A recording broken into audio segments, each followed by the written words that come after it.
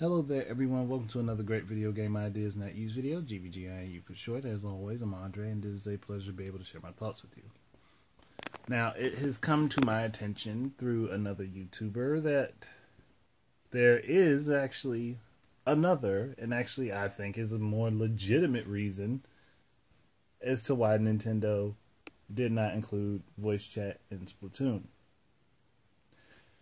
Now, I know about the interviews and things that went on and the things that were said in those interviews, and that people got irritated by those things and were agitated. And I understand the agitation for the reasons given.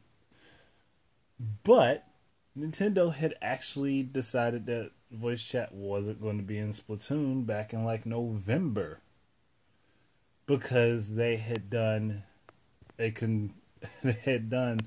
online testing in a controlled environment in several different countries with Splatoon. So here's the breakdown of this. And credit goes to Liger of the Enduo. I'll be providing a link in the description to the long endcast which he did last night, where it kind of goes over the reasoning as to why Splatoon doesn't have voice chat, and it's in the first few minutes of the video. So if you really can't sit through a long podcast, then you'll be able to get to it right off the bat.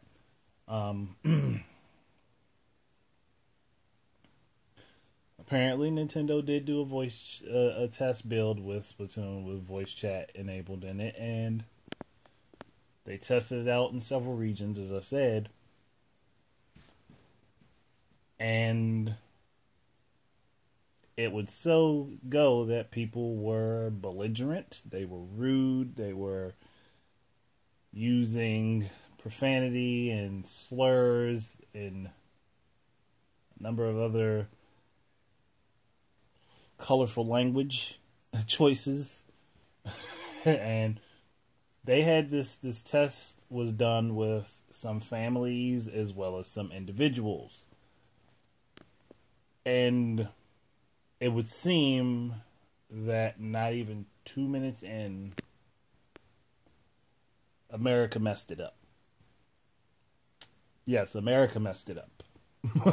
So, won't blame somebody. We gotta blame ourselves for that. Somebody from the U.S.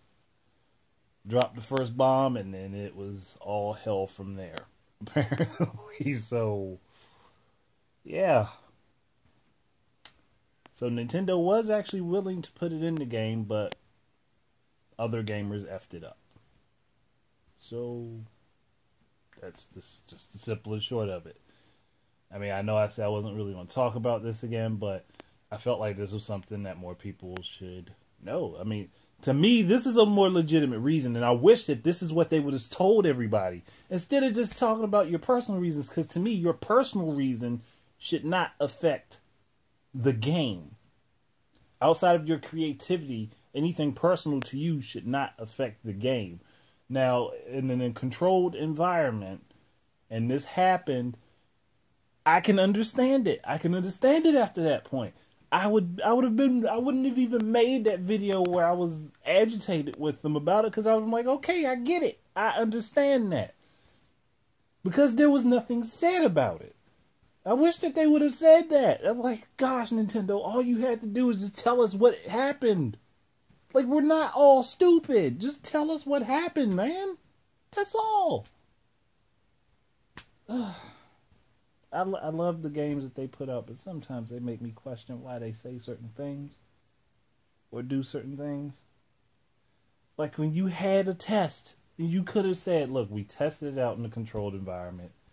It just didn't work out well. It did not work out well, and we don't want to take the risk of spreading what happened in that test on a global scale. That's all y'all needed to do. You didn't need to give us Nagami's personal reasons as to why he didn't want voice chat in the game, because that just pissed people off. That agitated them. Oh, man, Nintendo. Y'all make some amazing games, but sometimes you baffle me with your your ability to deal with people. Not on a personal level, but on a mass level. Because personally, their customer service, when you talk to them, when you call Nintendo with a problem, they're actually pretty good, at least as far as my experience goes. I can't speak for everybody, but I guess that's about where I stand on that. Man, that's, oh my gosh, Nintendo, y'all.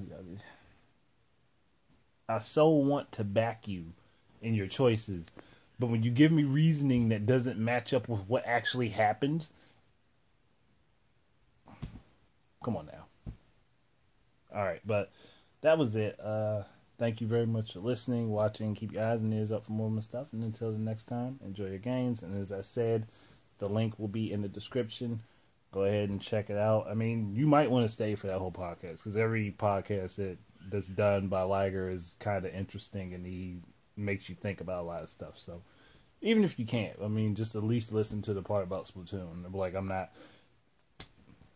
First thing, I shouldn't have done my outro so fast, but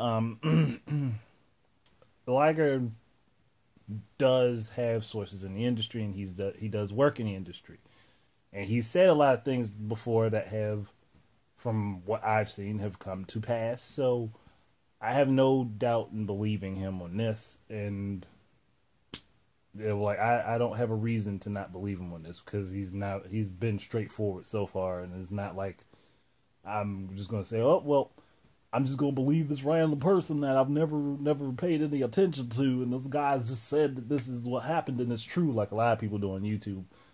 I've paid attention to what he says and what happens along the way, so I can believe what he has to say over dealing with a media outlet. Because I know he works on stuff in the industry, and he's in business and things in the industry. So I can believe him a lot more than I would be able to believe a journalist that just comes up with something off the top of their head or misconstrues things that are said. So, but that's okay. I'm finally done. Thank you very much for watching, listening. Keep your eyes and ears up for more stuff. And until the next time, enjoy your games. Peace out.